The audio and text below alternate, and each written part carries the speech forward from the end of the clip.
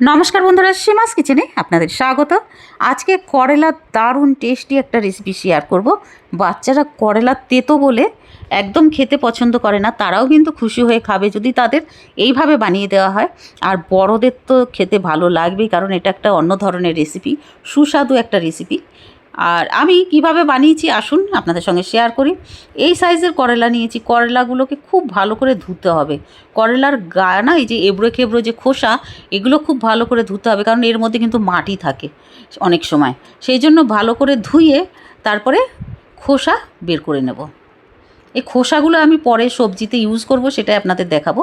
এবার চেপে চেপে পিলার দিয়ে এইভাবে ন্যাড়া করে দিতে হবে, খোসা বের করে নিতে হবে। দেখুন ভেতরে এই যে সবুজ অংশ বেরিয়ে এসেছে। সব খোসাগুলো একটা প্লেটে রেখে দেবো। এইবার এই যে ন্যাড়া করে দিয়েছিলাম না পিলার দিয়ে, এই প্রসেসটা কিন্তু বটি দিয়েও খুব ভালোভাবে হবে। এবার একটা করে কাট লাগিয়ে দেবো। মানে খোসা মোটা বলে না, চেপে চেপে করতে হবে কিন্তু বন্ধুরা, মানে একদম ভেতরের এই যে এইরকম সাদা স্কিন দেখা যাবে এইরকমভাবে কিন্তু করতে হবে। এবার কাট লাগানোর পরে ভেতর থেকে সব বীজ বের করে ফেলে দেবো, কারণ বীজগুলো না বুড়ো হয়ে গেছে, মানে বড় হয়ে গেছে, সে পাকা। এই জন্য আমি বীজগুলো ইউজ করব না। যদি কচি হতো তাহলে আমি এই সবজিতে ইউজ করতাম, খেতেও দারুণ লাগতো। কিন্তু এই বুড়ো বীজগুলো যদি মুখে পড়ে না খাবারের সময়, আমার তো একদম বাজে লাগে, শক্ত শক্ত, সেই জন্য ফেলে দিয়েছি।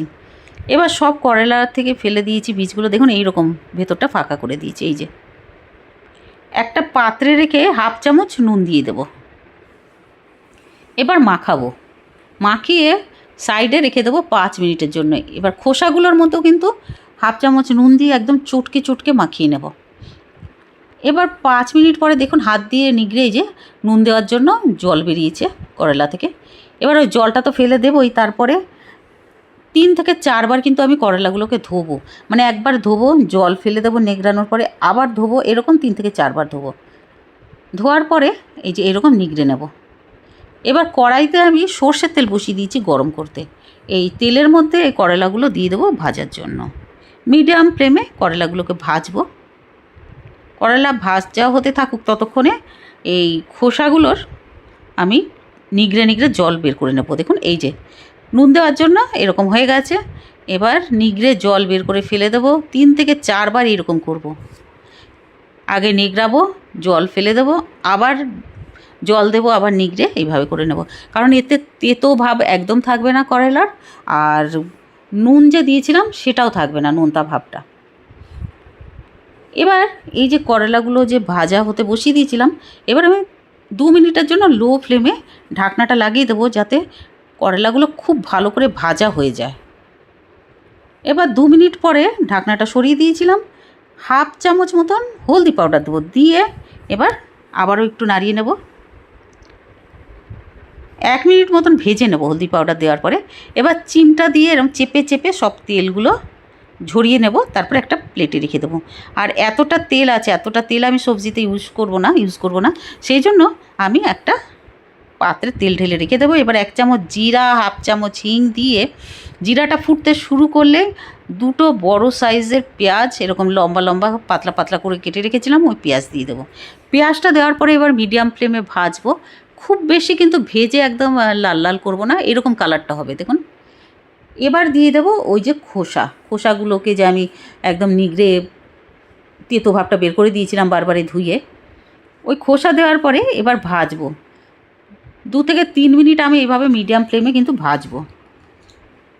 ভালো করে ভাজার পরে এবার এক এক করে দিয়ে দেবো এর মধ্যে হলদি পাউডার।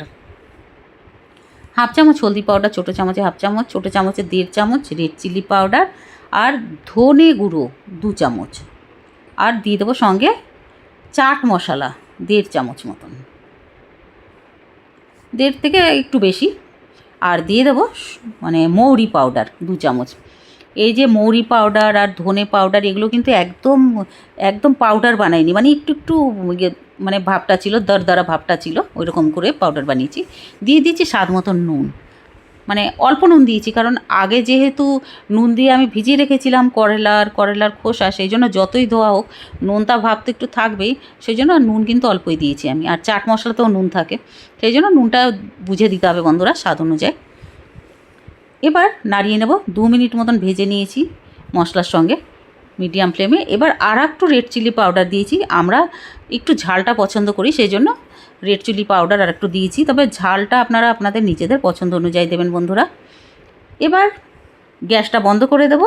তারপরে ঠান্ডা হয়ে যাওয়ার পরে, আচ্ছা রেড চিলি পাউডার দেওয়ার পরে কিন্তু আমি 1 মিনিট মতন ভেজে নিয়েছিলাম মশলাগুলোকে, তারপরে গ্যাস অফ করে দিয়েছি। তারপরে একটা প্লেটে ঢেলে নিয়েছি। ঠান্ডা হওয়ার পরে এইভাবে দেখুন আমি ভেতরে ফিল করে দেবো, ভরে দেবো এই পেঁয়াজের মশলা, একদম ভরে দেবো, একদম প্রেস করে করে ভরে দেবো। সব করলা এইভাবে আমি ভরে দেবো। তৈরি হয়ে গেছে আমাদের দারুণ টেস্টি ইয়াম্মি করলার সবজি। আমি কিন্তু এটা রুটি দিয়ে খাবো বন্ধুরা, রুটি দিয়ে আমার খুব ভালো লাগে এই সবজিটা। আর তাছাড়া এই সবজিটাকে না ফ্রিজেও অনেক দিন রেখে দেওয়া যায়, খারাপ হয় না। আর তাছাড়া ডাল ভাত রান্না করে সাইডেও কিন্তু ডিশ হিসাবে এটা ভালো লাগে খেতে। পুরো ভিডিও দেখার জন্য ধন্যবাদ।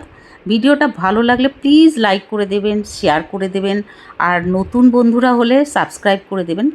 আর কমেন্ট করে জানাবেন যে এত সহজভাবে এত টেস্টি করলার সবজি কেমন লাগলো আপনাদের খেতে। অনেক অনেক ধন্যবাদ।